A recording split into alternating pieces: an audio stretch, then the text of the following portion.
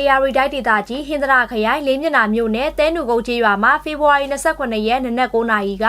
3MDG ရန်ပုံငွေနဲ့ UNOPS ကတိစောက်တဲ့ကျေးလက်ကျန်းမာရေးဌာန9ခုနဲ့ကျေးလက်ကျန်းမာရေးဌာနခွဲ10ခုတို့ကိုကျန်းမာရေးနဲ့အားကစားဝန်ကြီးဌာနကိုလွှဲပြောင်းပေးရပွဲအခမ်းအနားကျင်းပခဲ့ပါတယ်။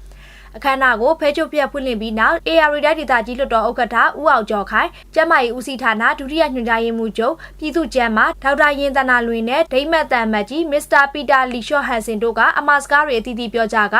UNOPS စီမံချက်မန်နေဂျာမစ္စတာယိုဂနန္ဒာဘာရယ်ကကျေးလက်ကျန်းမာရေးစေကဆောက်လုပ်ပေးရတဲ့အကြောင်းတွေကိုရှင်းလင်းပြောကြားခဲ့ပါတယ်။ဆက်လက်ပြီးတိုင်းဒေသကြီးပြည်သူ့ကျန်းမာရေးဦးစီးဌာနမှဒေါက်တာထွန်းမြင့်နဲ့ UNOPS စီမံချက်မန်နေဂျာမစ္စတာယိုဂနန္ဒာဘာရယ်တို့ကလက်မှတ်ရေးထိုးပြီးအစာအုပ်တွေကိုလွှဲပြောင်းပေးရခဲ့ပါတယ်။အဲ့ဒီဌာနဖွင့်ပွဲအခမ်းအနားကို AR တိုင်းဒေသကြီးလွှတ်တော်ဥက္ကဋ္ဌနဲ့လေးမျက်နှာမြို့နယ်တိုင်းဒေသကြီးလွှတ်တော်ကိုယ်စားလှယ်တွေဌာနဆိုင်ရာအကြီးအကဲတွေလေးမျက်နှာအနောက်ချမ်းကျေးရွာအုပ်စု73အုပ်စုကဒေသခံပြည်သူတွေတက်ရောက်ခဲ့ကြတယ်လို့သိရပါတယ်။ဒီသတင်းကိုမင်းစော်ဦးရေးကြီးကပေးပို့တာဖြစ်ပြီးကျမဤဖြိုးဝေကတင်ဆက်ထားတာပါ။